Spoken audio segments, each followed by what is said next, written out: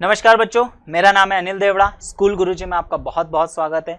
Last class में मैं आप लोगों को इलेक्ट्रिक डाइपोल के बारे में बता चुका था, साथ ही साथ में इलेक्ट्रिक डाइपोल के एक्सियल पोजीशन पर इंटेंसिटी ऑफ इलेक्ट्रिक फील्ड किस तरीके से आती है, किस तरीके से उसका डेरिवेशन होता है, उसका एक्सप्रेशन क्या निकलता है, उसके एप्लीकेशंस क्या हैं, वो मैंने आप लोगों को बताया था। आज की क्लास में हम पढ़ेंगे कि electric field due to electric dipole at axial at equatorial line. ठीक है, तो इक्वेटोरियल लाइन के ऊपर हम पढ़ेंगे। ठीक है, आप समझने की कोशिश कीजिएगा किस तरीके से। चलिए स्टार्ट करते हैं। तो ये फिर से थोड़ा सा मतलब ये डेरिवेशन टाइप का है, तो इसके लिए थोड़ी सी थ्योरी लिखी हुई है।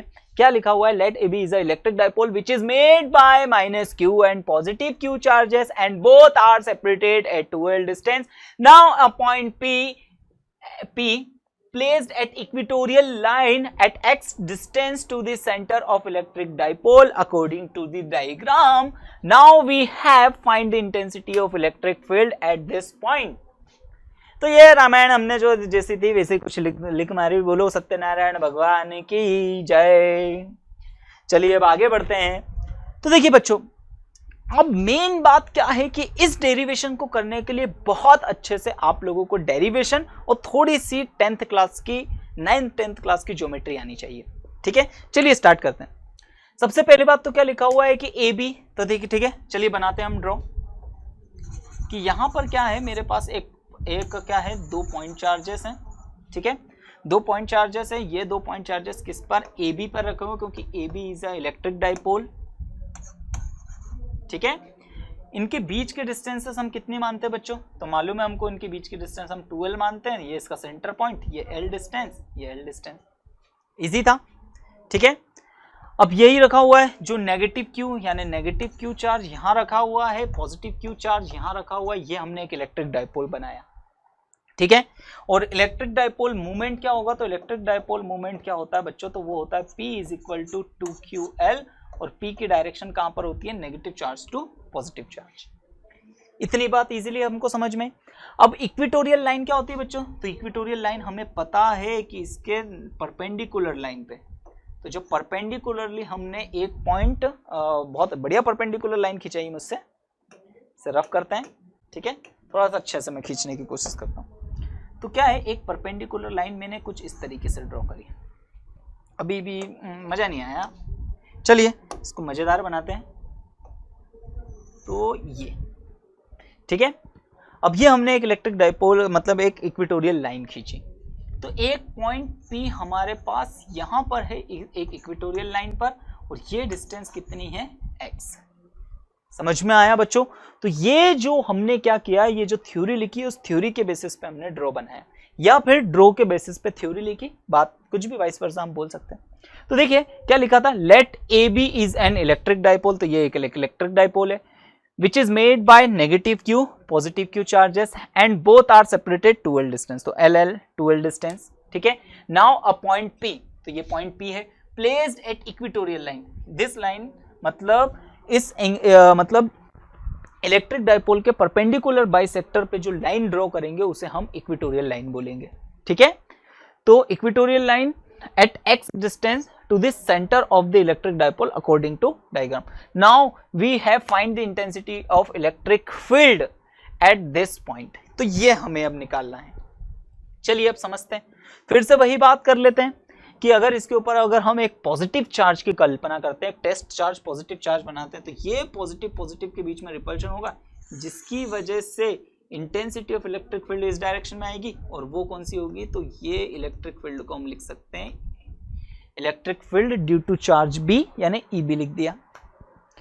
फिर ये नेगेटिव है, ये पॉजिटिव है, तो इनके बीच में अट्रैक्शन फोर्स नहीं काम करेगा।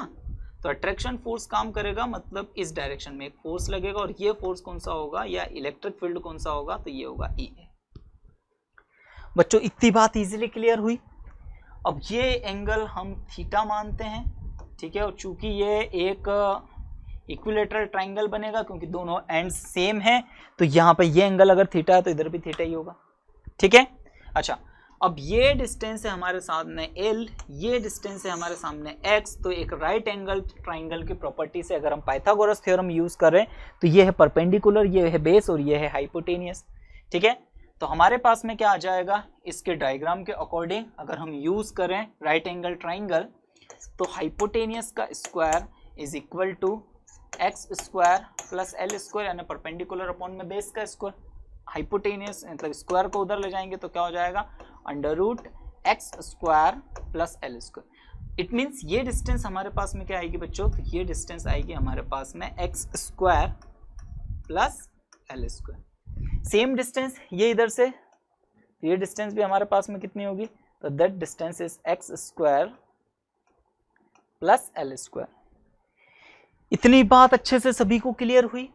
अब यहां पर हम क्या करते हैं, तो ये जो इंटेंसिटी ऑफ इलेक्ट्रिक फील्ड है ये एक वेक्टर क्वांटिटी, तो वेक्टर क्वांटिटी को हम किसके रूप में, तो इस वेक्टर क्वांटिटी के हम कंपोनेंट डिसाइड कर सकते हैं या कंपोनेंट बांट सकते हैं। अब यहां पर थोड़ा सा ये चीज समझना, अगर ये एंगल थीटा है, ये मैंने कंपोनेंट मानने के लिए आप समझ सकते हो एक्सिस मैंने बनाया, this is X axis, Y axis यहां पर ओरिजिन मान लिया, ठीक है।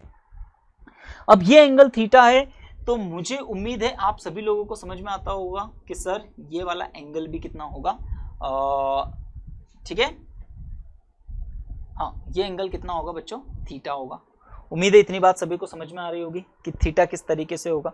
तो हमने 9th क्लास में या इस छोटी क्लासेस में पढ़ चुके हैं कि जब दो पैरेलल लाइंस को एक सीकेंट लाइन इस तरीके से कट करती है तो ये दोनों एंगल सेम होते हैं, थीटा थीटा, ठीक है। तो बिल्कुल उसी तरीके से ये दोनों कैसी लाइन है, पैरेलल लाइन से, और एक ये सीकेंट बन जाएगी, तो ये अगर थीटा है तो ये भी थीटा होगा, इस तरफ समझ में आ रहा होगा। अब उसी तरह से ये एंगल अगर थीटा है तो ये एंगल भी थीटा होगा, अल्टरनेट इंटीरियर एंगल के थ्योरम से, ठीक है। समझना, ये एंगल अगर थीटा है तो एक ये वाला और ये वाला इस तरीके से, तो ये एंगल भी थीटा होगा इस तरीके से, या जेड रूल के हिसाब से अपन समझ सकते हैं, ठीक है। तो ये इस तरीके से एक जेड हमको बनता हुआ दिख रहा है, तो ये एंगल थीटा है तो ये एंगल भी थीटा होगा। उम्मीद है इतनी बात समझ में आई। अब इसका एक कंपोनेंट इस डायरेक्शन में आएगा, और वो क्या आएगा, तो वो आएगा इस तरफ, थीटा नहीं है तो इधर क्या आ जाएगा, ई बी साइन थीटा, और इसका इस तरफ एक कंपोनेंट क्या आएगा, तो वो आ जाएगा ई बी कॉस थीटा। समझ में आया।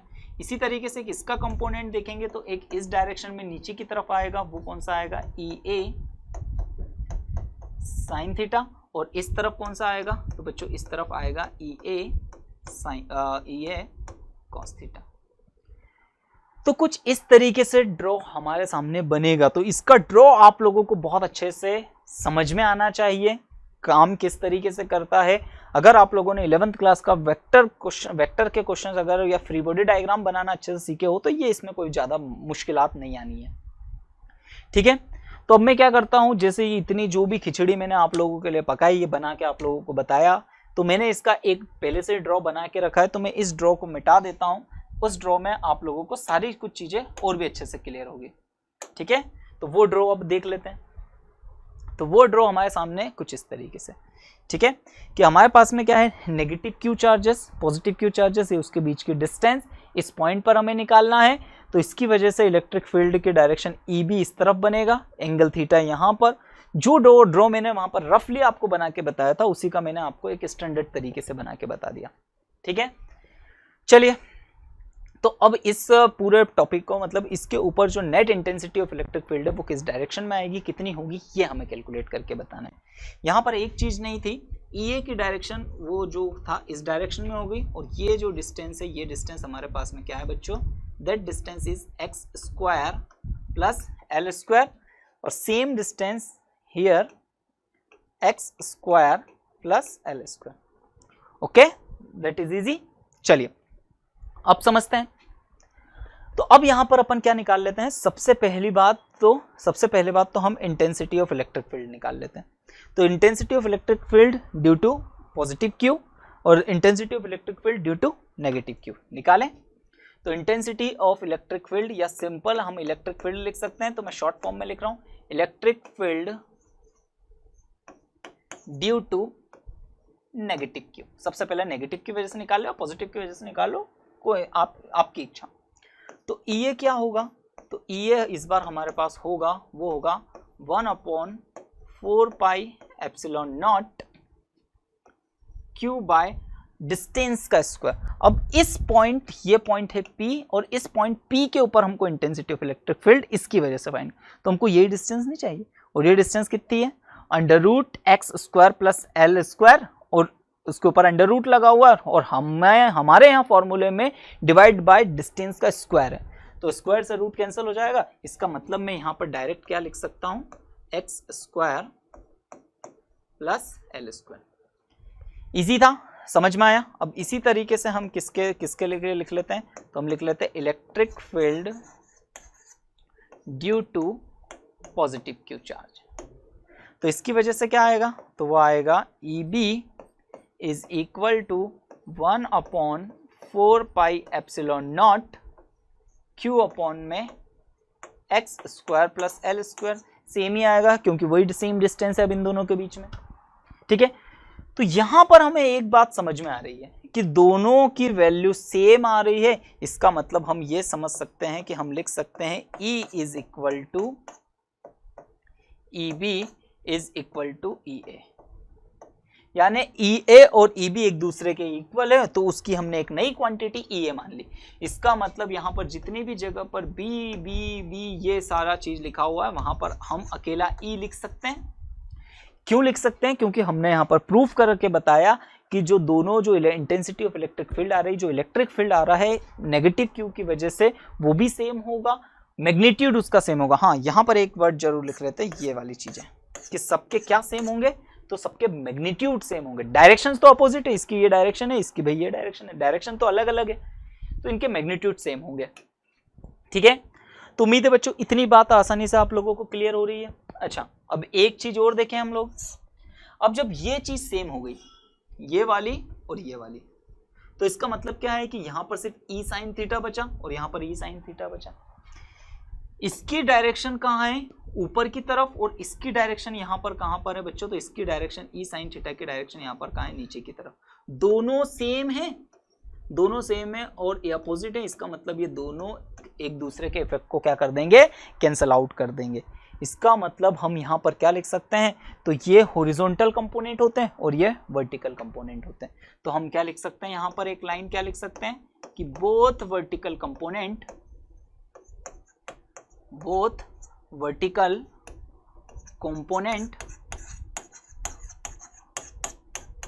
इज कैंसल्ड, ठीक है। Both vertical component is cancelled, क्यों, क्योंकि दोनों की वैल्यू सेम है, दोनों एक दूसरे के इक्वल है, तो इसका मतलब वो दोनों कैंसिल हो सकते हैं। इसका मतलब हमारे पास नेट इलेक्ट्रिक फील्ड जो है इस डायरेक्शन में आएगा, वो दोनों इन दोनों के सम के इक्वल होगा।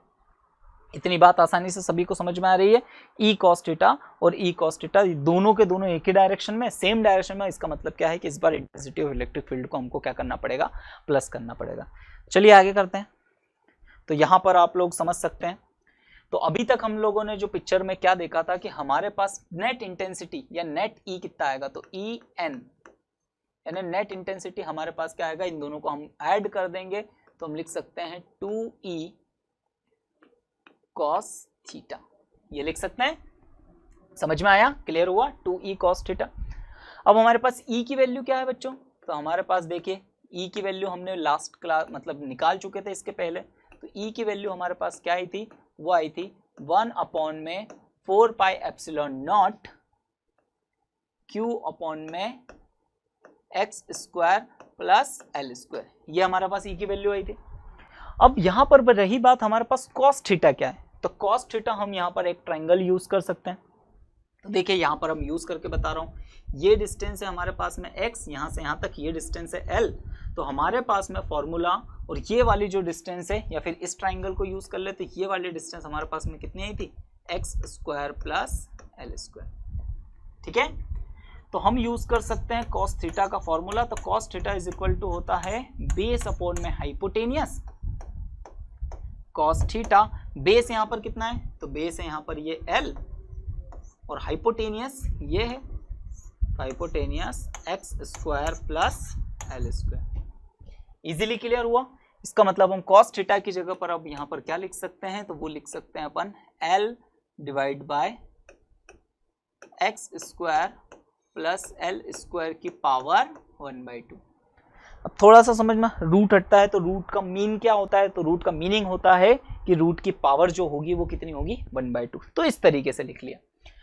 अब इस पूरे ब्रैकेट की पावर 1, इस पूरे ब्रैकेट की पावर 1/2, इसका मतलब मल्टीप्लीकेशन, और मल्टीप्लीकेशन में पावर ऐड हो जाएगी, तो हमारे पास यही फॉर्मूला कुछ इस तरीके से नहीं बन जाएगा।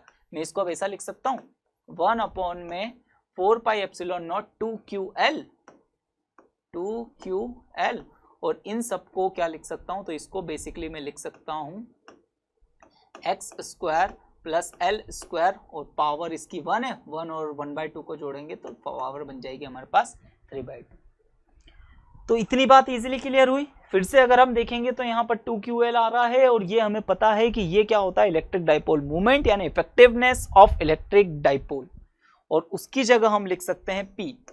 तो अब हमारे पास क्या आ जाएगा, E is equal to 1/4πε0 p divide by x² plus l² की पावर 3/2।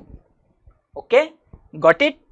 अब फिर से यहां पर हम वही कंडीशन लगाते हैं, क्या कि x distance is much greater than by l, so that x² is approximate 0, यानी x² को हम अप्रोक्सीमेटली 0 के इक्वल हम मान सकते हैं या नेग्लेक्ट कर सकते हैं।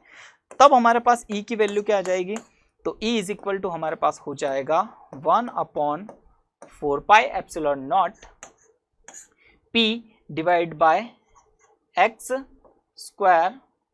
ठीक है, क्या हो जाएगा बच्चों, x² की पावर 3/2। अब ये 2 से 2 कैंसल, यानी अगर हम देखेंगे तो लास्टली हमारे पास में फॉर्मूला क्या आएगा, तो लास्ट फाइनल फॉर्मूला हमारे पास आएगा E is equal to 1/4πε0 p divide by x³। तो ये हमारे पास फॉर्मूला आएगा। इतनी बात समझ में आई, ठीक है। फिर से अगर इसको देखेंगे तो फिर से यही समझ में आ रहा है, यहां पर भी हमारे पास x³ आ रहा है, यानी डिस्टेंस कितने, तो 3 टाइम्स क्या होगा, इंटेंसिटी ऑफ इलेक्ट्रिक फील्ड डिक्लीट होते जाएगी, खत्म होते जाएगी, कम होते जाएगी, ठीक है, डिस्टेंस बढ़ने के साथ साथ, ठीक है। चलिए अब रही बात, तो ये है हमारे सामने क्या, तो ये है हमारे पास में क्या, वेक्टर क्वांटिटी। तो intensity of electric field is a vector quantity और electric dipole is also vector quantity, ठीक है। इसका मतलब हमें अब इंटेंसिटी ऑफ इलेक्ट्रिक फील्ड की डायरेक्शन बतानी है। तो आपको ड्रॉ से डायग्राम से समझ में आ रहा होगा कि देखिए इलेक्ट्रिक डाइपोल मूवमेंट की डायरेक्शन तो ये डायरेक्शन में होती है, क्यों, क्योंकि नेगेटिव से पॉजिटिव डायरेक्शन में, नेगेटिव चार्ज से पॉजिटिव चार्ज की डायरेक्शन में किसकी क्या होता है, तो वो होती है इलेक्ट्रिक डाइपोल मूवमेंट की डायरेक्शन। अब इलेक्ट्रिक डाइपोल मूवमेंट की डायरेक्शन नेगेटिव चार्ज से पॉजिटिव चार्ज की तरफ है, लेकिन इंटेंसिटी ऑफ इलेक्ट्रिक फील्ड जो नेट इफेक्ट बना था वो तो इसकी वजह से बना था, और वही उसी का तो फॉर्मूला हमने ये निकाला, ठीक है, यहीं से तो हमने करके चले थे। इसका मतलब क्या है कि इंटेंसिटी ऑफ इलेक्ट्रिक फील्ड की डायरेक्शन अब किसके, इलेक्ट्रिक डाइपोल की डायरेक्शन के अपोजिट हो गई, यहां पे एकदम 180 एंगल पे। इसका मतलब हम क्या लिख सकते हैं, तो हम ये लिख सकते हैं कि द डायरेक्शन, क्या लिख सकते हैं, the direction of electric field is opposite, ठीक है, the direction of electric field is opposite to the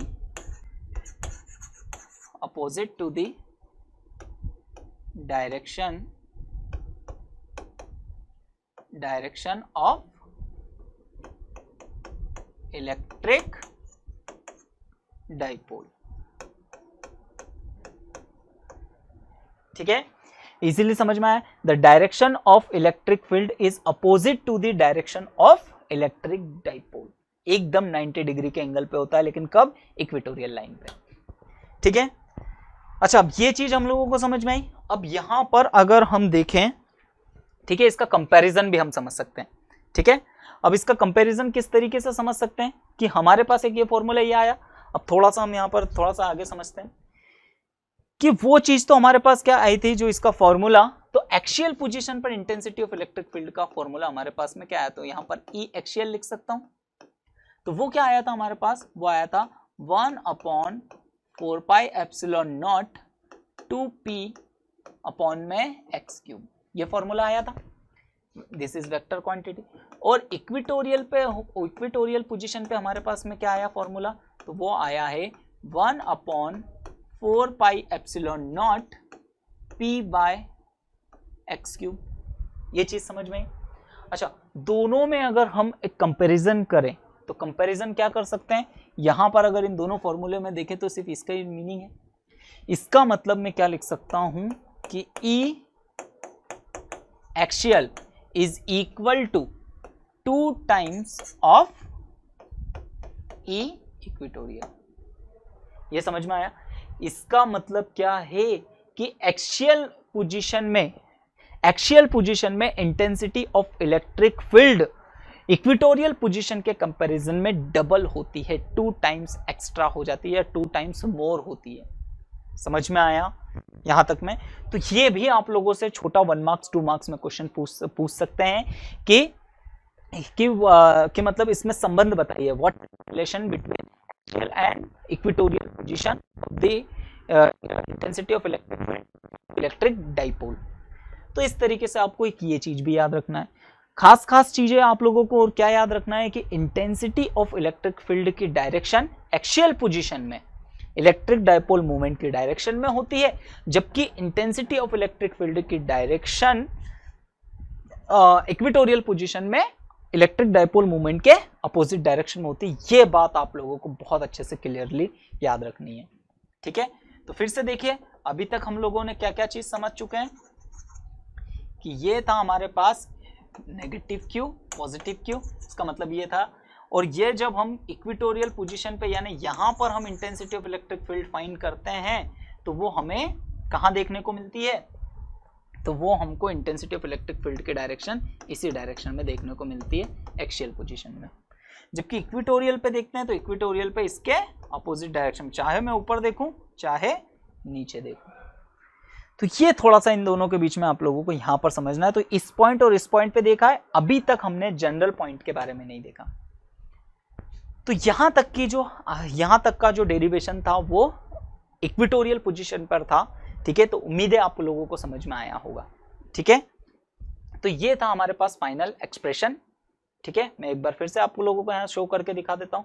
तो ये था हमारे पास फाइनल एक्सप्रेशन।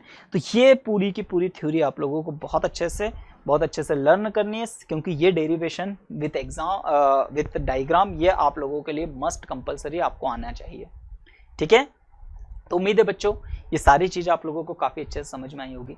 अगर आपको मेरी क्लास, मेरा वीडियो अच्छा लगता है तो प्लीज़ आप वीडियो को लाइक कीजिए, हमारे चैनल को सब्सक्राइब कीजिए, साथ ही साथ में वीडियो के लिंक अपने दोस्तों के बीच में शेयर कीजिए। तो एग्ज़ाम गुरुजी में आपका वीडियो देखने के लिए बहुत बहुत धन्यवाद। आज की क्लास हम यहीं समाप्त करते हैं। धन्यवाद।